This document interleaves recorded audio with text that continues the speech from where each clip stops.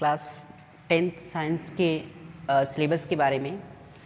पिछले वाले क्लासेस में हम लोग पढ़े थे केमिस्ट्री के बेसिक चीज़ों को, जैसे केमिस्ट्री का इंट्रोडक्शंस क्या है, केमिस्ट्री के बारे में हम लोग पढ़ लिए थे।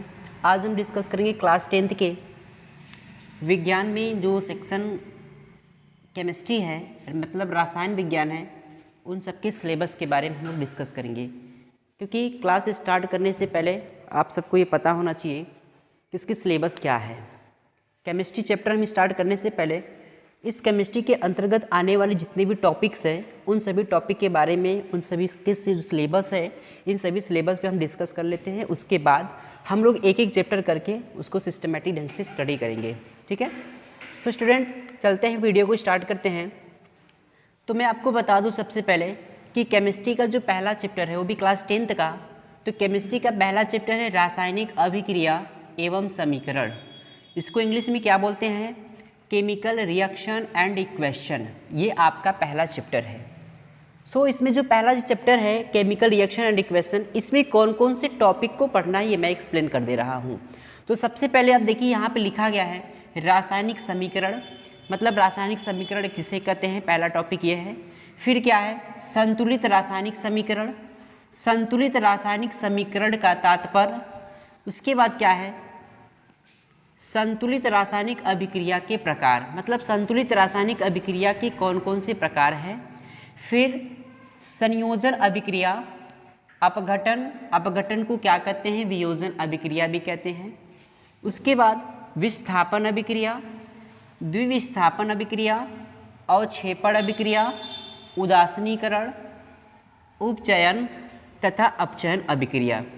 मतलब यह है कि रासायनिक अभिक्रिया एवं समीकरण के ये आपके केमिस्ट्री का पहला चैप्टर है, पहला लेसन है। और इस लेसन के अंतर्गत हमें इतने टॉपिक पढ़ना है जो अभी मैंने बताया आप लोगों को। ठीक है, अब उसके बाद बात करते हैं चैप्टर नंबर 2।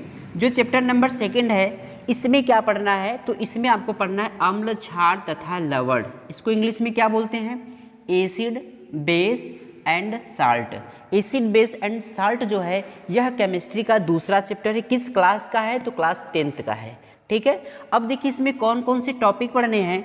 हाइड्रोजन आयन तथा हाइड्रोजन आयन के आधार पर अम्ल, क्षार तथा लवण की परिभाषा लिखना है।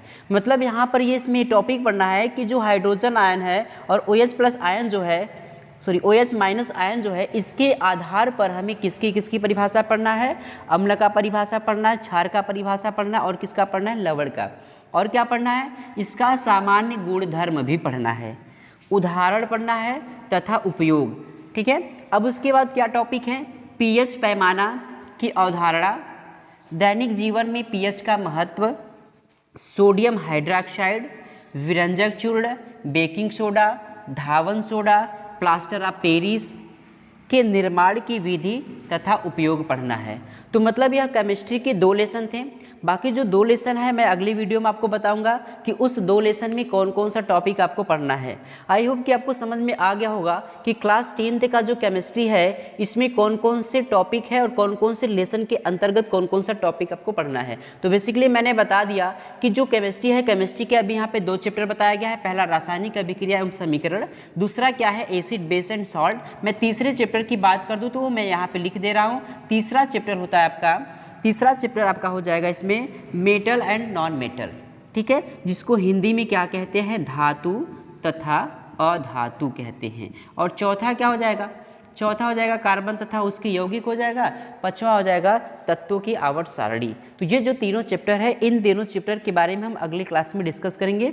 और इससे पहले वाले अगर आप वीडियो नहीं देखे हैं, केमिस्ट्री का इंट्रोडक्शन वाला चैप्टर नहीं देखे हैं, तो इससे पहले वाले वीडियो में आप जा करके केमिस्ट्री क्या है, केमिस्ट्री की परिभाषा, केमिस्ट्री के प्रकार, सारा वीडियो आप इससे पहले वाले वीडियो में देख सकते हैं। जब हम सिलेबस डिस्कस कर लेंगे इसके बाद हम आपको बताएंगे कि इसमें कौन कौन से टॉपिक सिस्टमेटिक से पढ़ाएंगे। ठीक है।